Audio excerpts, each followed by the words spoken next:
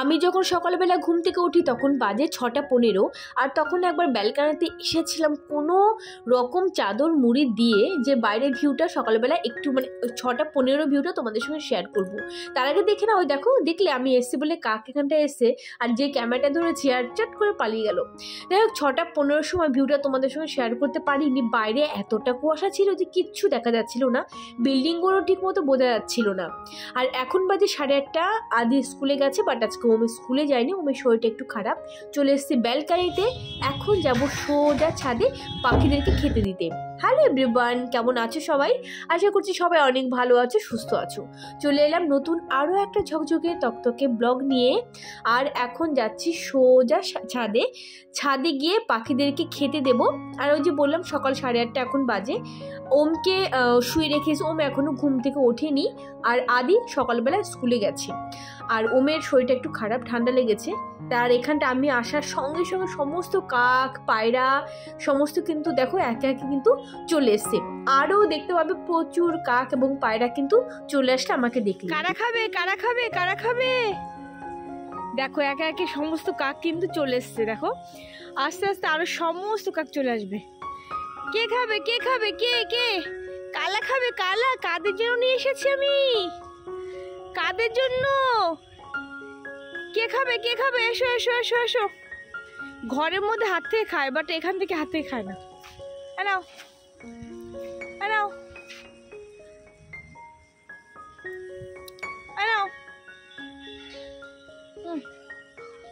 এই যে এই যে এই যে এই যে এই যে নাও নাও নাও নাও নাও। এই যে এই যে এই যে এই যে নাও নাও। দেবো না, যাও, দেবো না।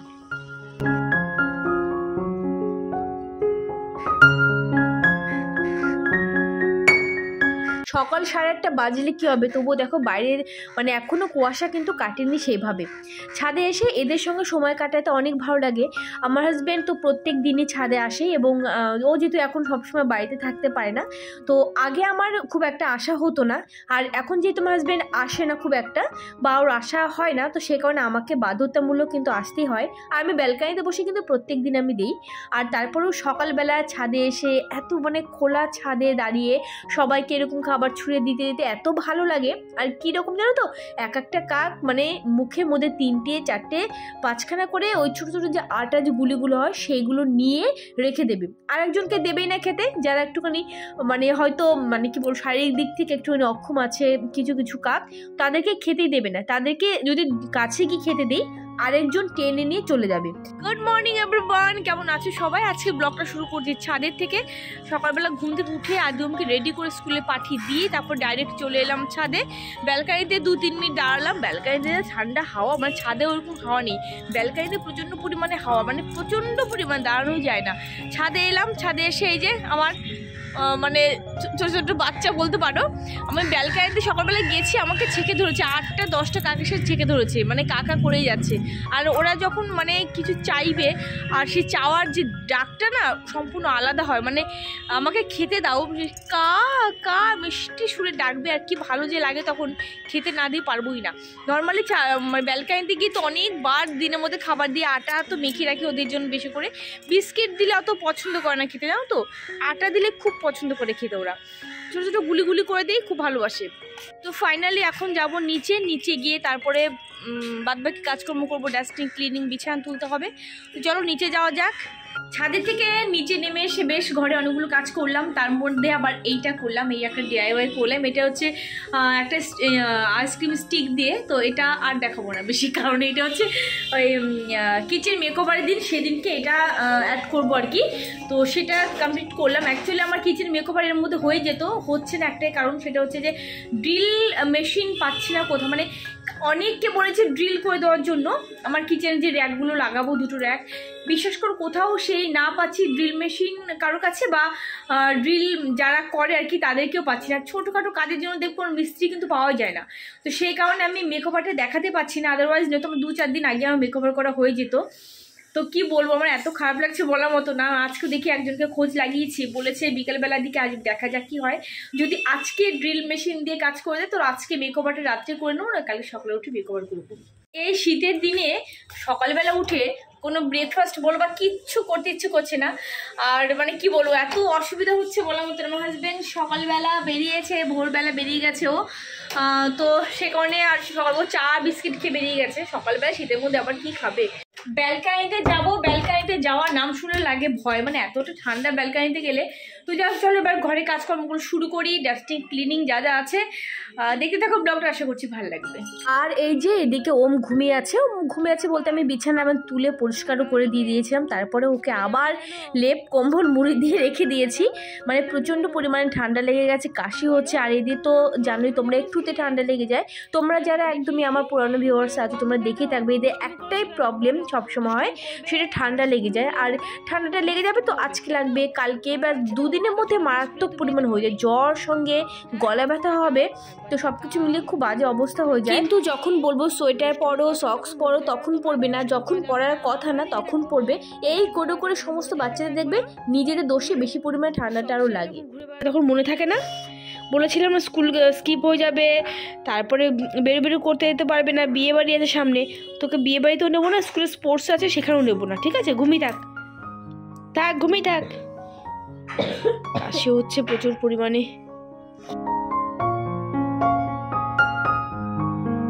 ডাস্টিং ক্লিনিং যা যা ছিল মোটামুটি সমস্ত কিছু ক্লিন করে দিয়েছি। ডাইনিং টেবিলটাকে আজকে খুব ভালোভাবে ক্লিন করব ভাবলাম, সেই সময় আর হলো না আমার হাতে, মানে ছিল না সময় আমার হাতে। তো এদিকে গ্যাস চলে এসেছে, গ্যাসটা আমি নিয়ে যাবো ব্যালকানিতে। আর আমাকে একজন কমেন্ট করেছিল এর আগে এইভাবে নিয়ে যাওয়া দেখে, যে দিদি এর মতো মানে হুইল দেওয়া যে এগুলো থাকে গ্যাস বসানোর যে জিনিসটা, ওর নাম অ্যাকচুয়ালি কি আমি ভুলে গেলাম এই মুহূর্তে। তো সেটা কিন্তু আমার আছে, দুটো আছে। একটা কি করেছে আদৌ পুরো যে হুইলসগুলো সব খুলে নিয়েছে, আর একটা ভালোই আছে। বাট এই ভারী সিলিন্ডারটা জানো তো, ওটা তো মোটামুটি ভালোই একটু উঁচু, ওর ভিতরে তুলতেই যত অসুবিধে, নিয়ে যেতে অসুবিধে নেই, আর কিন্তু তোলাটাই অনেক অসুবিধে। তার থেকে আমার মনে হয় আমি এইভাবে নিয়ে যাই। আমার হাজব্যান্ড যখন আসবে তখন ওকে বলবো যে ওটার ভিতরে তুলে দাও। আমার পক্ষে একটু অসম্ভব ব্যাপারই হয়ে যায়। ঠান্ডা লেগে গলার ভয়েস পুরো আলাদা রকম হয়ে গেছে। আমি কি বলছি আমি ঠিক মতো বুঝতে পারছি না। যাই হোক, এই যে জামা কাপড়গুলো, এগুলো কালকে জামা কাপড়, এগুলো সমস্ত কিছু মেলে দিয়েছিলাম। তারপর সকালবেলা ঘুম থেকে উঠে আবারও মেলে দিয়েছিলাম। কালকে এখন পুরোপুরি শুকায়নি, এখন যেহেতু রোদের তেজ সেরকম না, সমস্তটাই মোটামুটি দেখা যাচ্ছে দিনের শেষে ভেজা ভেজা থাকে। আবার মোটামুটি বিকেলে হতে না হতেই দেখা যায় যে পুরো কুয়াশা পড়তে শুরু করে দেয়, তো সেক্ষেত্রে কিন্তু আরও ভিজতে শুরু করে।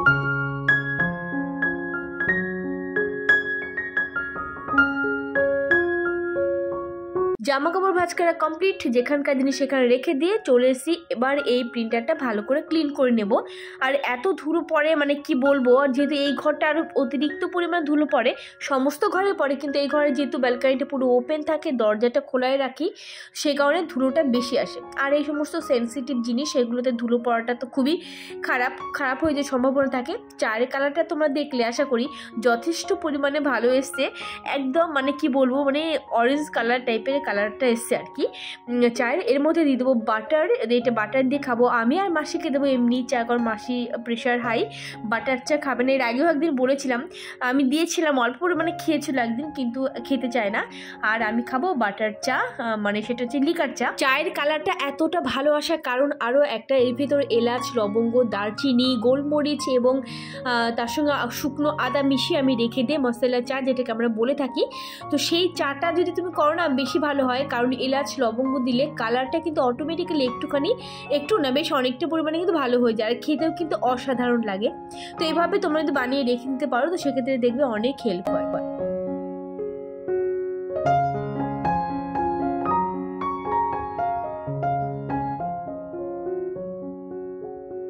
কিচেন তো আমার সবসময় ক্লিন থাকে, কিচেনের টাইলস আমার সবসময়ের জন্যই কিন্তু ক্লিন থাকে। খুব কম হয় যে কিচেন টাইলসে নোংরা পড়েছে, নোংরা তো পড়েই না, তারপরেও দেখা যায় একটুখানি রান্না করে তেল ছিটে গেছে, সেটা আলাদা ব্যাপার, সেটা প্রত্যেক দিনই ক্লিন করা হয়। দেখতে পাচ্ছ টাইলসগুলো একদম চকচক করছে, কিন্তু আমি কিন্তু আগে প্রতিদিন আমি ক্লিন করতাম, আর এখন যেহেতু আমার হাউস হেল্পার আছে সেক্ষেত্রে কিন্তু আমি একদিন দুদিন বাদে এরকম ক্লিন করিনি। অবশ্যই একটুখানি ভিম লিকুইড দিয়ে ক্লিন করি, ভিম লিকুইড দিয়ে তোমরা ক্লিন করতে পারো, একটু একটুখানি ভিনিগার দিতে পারো, আদারওয়াইজ ভিনিগার না দিলেও কোনো ব্যাপার নেই, শুধুমাত্র ভিম লিকুইড দিয়ে ক্লিন করতে পারো। তো কিচেন টাইলসগুলো মনে হলো আরও একটুখানি পরিষ্কার করি, আর দেখো পরিষ্কার জায়গা যতই থাকুক না কেন আরও বেশি পরিষ্কার করতে ইচ্ছে করে।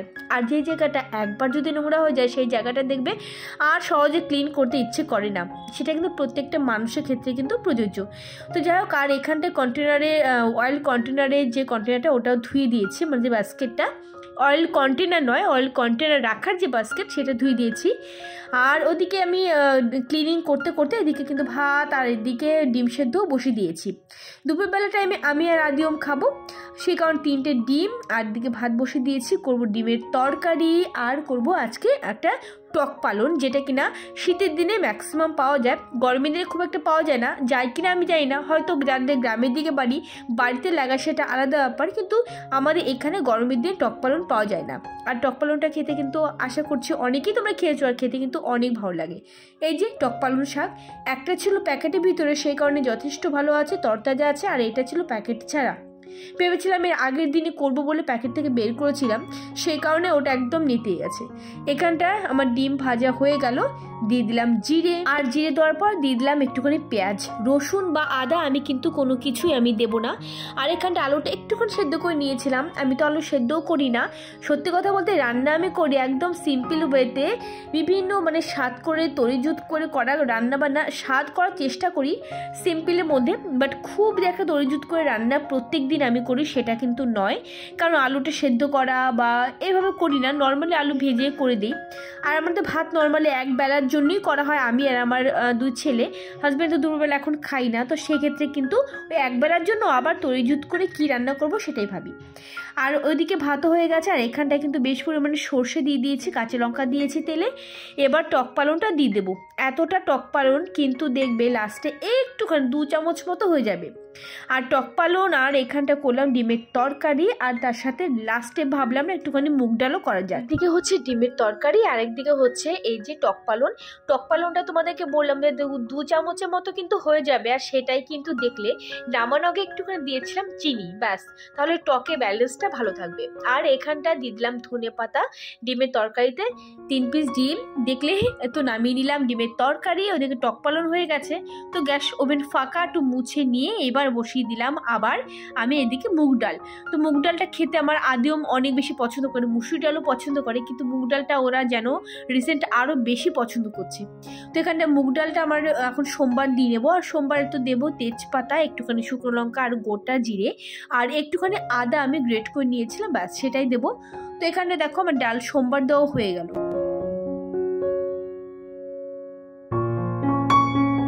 ডালের ভেতরে আমি নামানোর আগে আর কি ডালে দেবো হচ্ছে রোস্টেড জিরে আর ধনিয়া পাউডার, কিন্তু সেটা আমার ঘরে সবসময় যেন থাকে, এখন কি আমি খেয়াল করিনি যে নেই ওটা একদমই, তো সেই কারণে এখন আমি একটুখানি কড়াইতে লাল ঠিক না, মানে একটুখানি জাস্ট রোস্ট করে নিয়েছি, নিয়ে এবার হামল দিস্তা আমি ভেঙে নিচ্ছি।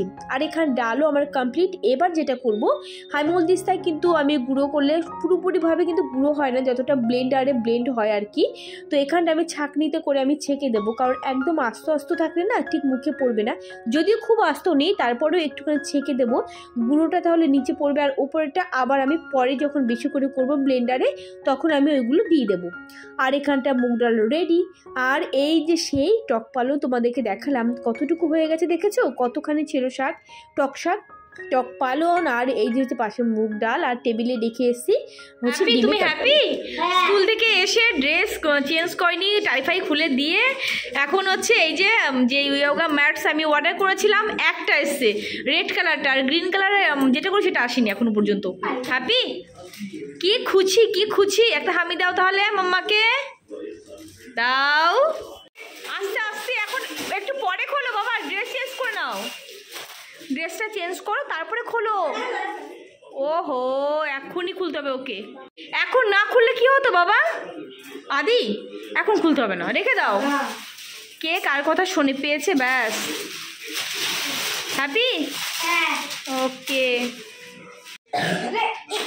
আস্তে, কাশি হচ্ছে বা না, এইভাবে এইটা সামনে, হ্যাঁ ফ্রন্ট সাইড, এটা কেমন হলো? হেভি।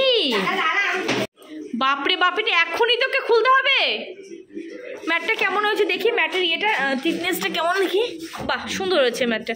এই ম্যাটটি জানো তো দোকানে চেয়েছিল 450 টাকা, আর এটা 299 পেয়ে গেছি। ওটা রেখে দে, ড্রেসটা চেঞ্জ কর, স্নান কর, পরে পরে রেখে দে বাবা। ওটা আরো ছোট করতে হবে, ওটা রোলটা আরো ইয়ে করতে হবে, না তো ঢুকবে না। আর হবে না, হবে, আরো ছোট ছিল। ওম তো আজকে স্কুলে যাইনি, তোমাদেরকে বললাম, কারণ কালকে রাত থেকে মানে গাটা দেন তো গরম গরম হয়েছে, নাক টানছে, মানে একটা নাক বন্ধ।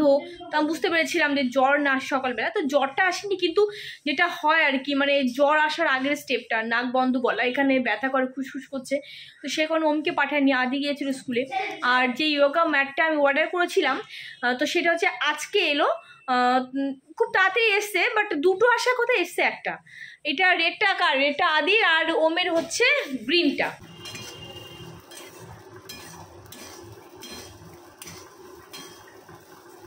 দিন ধরে না শুধু মনে হচ্ছে কি বলতো, একটু ঝাল ঝাল চিড়ে ভাজা খাই। মানে দোকানে তো কিনতে পাওয়া যায়, দোকানে চিড়ে ভাজা ঘরে রয়েছে, ওইটা একটু মিষ্টি মিষ্টি, কিন্তু আমার ইচ্ছা হচ্ছে যে একটু ঝাল ঝাল করে খাবো। কাঁচা লঙ্কা আমি এক গাদা কাঁচা লঙ্কা দিই, তেলে একটু করে তেল দেবো, কাঁচা লঙ্কা ভাজি, মানে ভালো করে ভাজা হবে, তারপরে চিড়ে দিয়ে দেবো। আর এই চিড়ে ভাজা খাওয়ার মজাই আলাদা, শীতের সময় দারুণ লাগে, হেভি লাগে খেতে। তো আজকে ফাইনালি ভাজলাম, আর আজকে এখন পড়াতে নিয়ে বসবো। দেখো আমি যতক্ষণ না পড়াতে নিয়ে বসবো ততক্ষণ পর্যন্ত ঘুরঘুর ঘুরঘুর করেই যাবে। গরম গরম চিড়ে ভাজা, দেখো এক গাদা লঙ্কা দিয়ে, তারপরে একদম কড় করে করে, আওয়াজ পাচ্ছ আশা করি, কড় করে করে চিড়ে ভাজা করেছি। বাঙালি বলে কথা, পৌষ পার্বণের দিনে পিঠে হবে না, এটা তো হতে পারে না। তো এখানটা নিয়ে এসেছি গুড়টা, যদিও বেশ কয়েকটা দিন আগে আনা হয়েছে। আর এখানটা নারকেলও আগে আনা হয়েছে, আমি না কথা আটকে আছে। তো যাই হোক, আর এখানটা হচ্ছে গুড়টাকে একটুখানি কেটে নেব, আর গ্রেট করব না, গ্রেট করে কী হবে, একটুখানি পরে দেখা যাবে জল কেটে যাচ্ছে, তো সে কারণে একটুখানি কেটে নেব ছুরির সাহায্যে। আর এখানটায় নারকেলটা একটুখানি কুড়িয়ে নেব। হঠাৎ করে আমার হাজব্যান্ড এসে হাজির, ওর আসার কথা ছিল অনেকটা রাতে, কিন্তু সন্ধ্যাবেলা চলে এসে এখন বলছে আজকে পৌষ পার্বণের দিনে তুমি পিঠে করবে না, এটা হতে পারে না, তো যে কোনো পিঠে আমাকে করে দাও। তো সাজ পিঠে যেহেতু কয়েকটা দিন আগে আমরা খেয়েছি, তোমরা দেখেছিলে, তো সেই কারণে ভাবলাম যে আজকে নতুন একটা পিঠে ট্রাই করি। এটা মোটামুটি জন্ম হওয়ার পর থেকে, আমার মানে বুঝতে শেখার পর থেকে আর কি খেয়ে আসছি পিঠেটা, কিন্তু এখনও পর্যন্ত ট্রাই করিনি।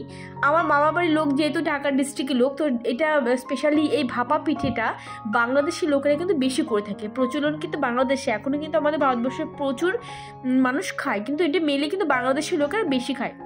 তো এখানটায় দেখো চালের গুঁড়ো নিয়ে নিয়েছি, চালের গুঁড়োটা আমি একটুখানি উষ্ণ গরম জল দিয়ে ভালো করে মেখে নিয়েছি, এবং মাখাটা কিন্তু ঝরঝরে টাইপের হবে, একদম যেন আটকে থাকবে সেরকমটা নয়, এবং হাতের মুঠি করা যায় সেরকমটা যেন। আমার দিদি খুব ভালো পিঠেটা করতে পারে, ওর কাছে ফোন করে ভালো করে জিজ্ঞেস করে নিয়ে তারপরে আমি এখন করছি ভাপা পিঠে।